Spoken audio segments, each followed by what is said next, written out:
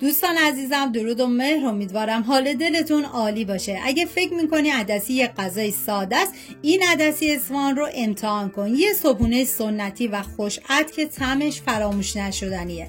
تو مرحله اول ما نیاز به پیاز داریم که پیاز رو با دنده درشت من کاملا رنده میکنم و بعد از اون داخل قابلمه مقدار کمی کره حیوانی ریختم و بعد از اینکه داغ شد پیازایی که رنده کرده بودم و بهش اضافه میکنم. هم میزنم و میذارم تا پیاز کاملا تف بخوره. همین اولی ویدیو هم میگم دم اصفهانیای عزیزمون گرم با این غذای فوق العاده خوشمزه‌شون که واقعا بی‌نظیر بود.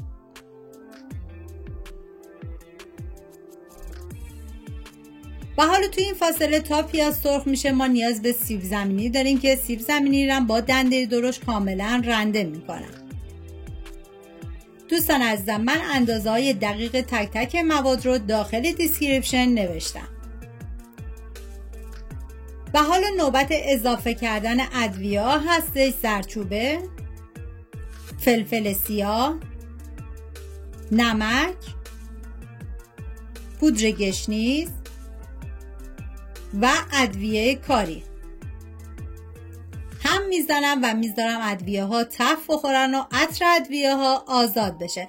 ببینید پودر گشنیز و ادویه کاری تو رسیپی اصلیش نبود، پس قابل حذفه. و حالا سیب زمینیایی که رنده کرده بودم و به پیاز اضافه میکنم و هم میزنم و میذارم تا سیب زمینی هم کمی تف بخوره. حالا توی این فاصله ما نیاز به گوجه فرنگی داریم که من با دنده درشت کاملا رنده میکنم و شما به هر وسیله‌ای که راحت هستی گوجه فرنگیتون رو پوره کنید.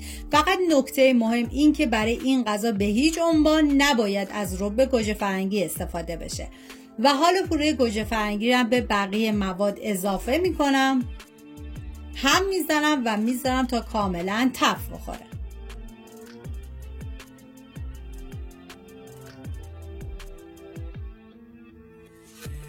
و ما نیاز به عدس داریم که من 200 گرم عدس رو از شب قبل خیس کردم و بعد از اون به بقیه مواد اضافه میکنم.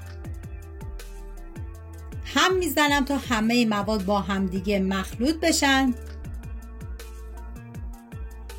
و بعد از اون آب جوش بهش اضافه میکنم و زمان میدم تا کاملا بپزه و لابدار بشه. زمان پخت این غذام 1.5 ساعت و بعد از اون غذای خوشمزمون آماده است. دوستان عزیزم اگر این عدسی خوش‌عطر و خوش‌طعم دلتون رو برده حتما لایک یادتون نره، برام کامنت بذارین دوست دارین سراغ کدوم غذای سنتی دیگه بریم. اگه هنوز عضو کانال نشدین همین حالا سابسکرایب کنین تا ویدیو خوشمزه بعدی رو از دست ندین. و در آخر با پیاز داغ و دارچین و کنجد تزیین کردم.